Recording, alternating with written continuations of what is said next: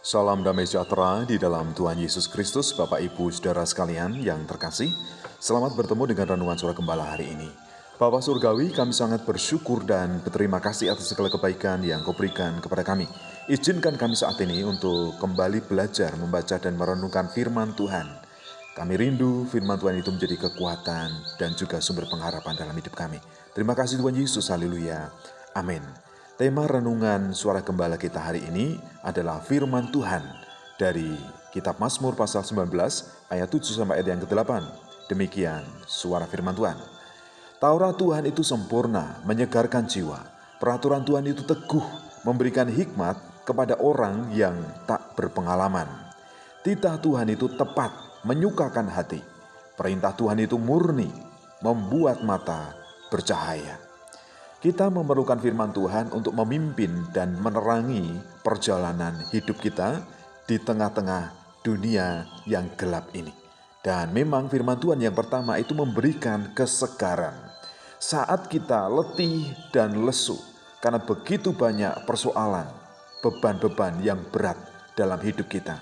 Kita membutuhkan kesegaran, kita membutuhkan semangat, kita membutuhkan spirit, kita membutuhkan kekuatan. Dan itu ada di dalam firman Tuhan. Oleh karena itu mari kita membuka hati kita untuk firman Tuhan, supaya ia tertabur, berakar, dan bertumbuh dengan baik.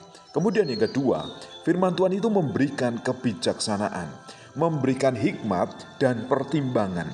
Ketika kita diperhadapkan dengan banyak pilihan, misalnya ada 2 jalan, bahkan lebih daripada itu, kita memiliki kebijaksanaan dan akhirnya kita dapat melangkah dengan tepat, tidak salah jalan, tidak salah sasaran, sampai pada tujuan akhir kita melangkah dengan bijaksana karena kita dituntun dan dipimpin oleh firman Tuhan.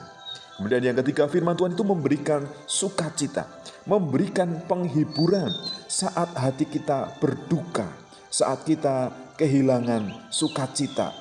Mungkin karena sakit penyakit, anggota keluarga yang dipanggil oleh Tuhan, bahkan bisnis dan usaha yang tidak lancar.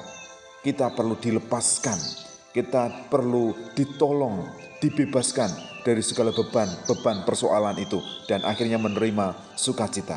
Dan itu kita temukan, kita dapatkan di dalam firman Tuhan.